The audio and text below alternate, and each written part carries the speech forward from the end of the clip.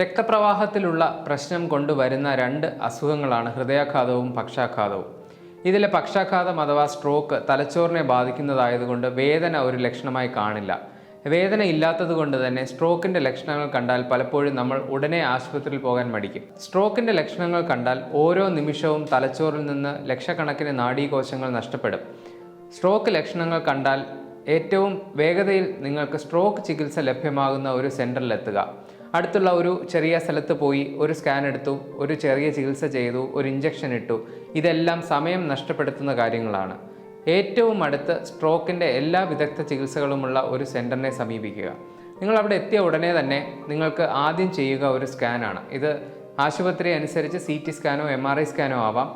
രക്തയോട്ടക്കുറവാണോ അതോ രക്തക്കുഴൽ പൊട്ടിയതാണോ എന്ന് നോക്കിയതിനു ശേഷം രക്തക്കുഴലിൻ്റെ അടവ് അറിയുന്നതിനായിട്ടുള്ള ആൻജിയോഗ്രാം പരിശോധനയും ചെയ്യും. ഈ പരിശോധന ചെയ്ത ശേഷമാണ് സ്ട്രോക്കിൻ്റെ മറ്റ് ചികിത്സകളിലേക്ക് കടക്കുക. സ്ട്രോക്ക് വന്നതിന് ശേഷം നമ്മൾ എത്ര കാലം ചികിത്സിച്ചാലും ഈ ആദ്യത്തെ 24 മണിക്കൂർ അല്ലെങ്കിൽ ആദ്യത്തെ 6 മണിക്കൂറിനുള്ളിൽ കിട്ടുന്ന പ്രയോജനം പിന്നീട് ലഭ്യമാകണമെന്നില്ല. അതുകൊണ്ട് തന്നെ സ്ട്രോക്കിൻ്റെ ലക്ഷണങ്ങൾ കാണുകയാണെങ്കിൽ ഏറ്റവും അടുത്തുള്ള സ്ട്രോക്കിൻ്റെ എല്ലാ ചികിത്സകളും ലഭ്യമായിട്ടുള്ള ഒരു ആശുപത്രിയിലേക്ക് എത്രയും വേഗം എത്തുക.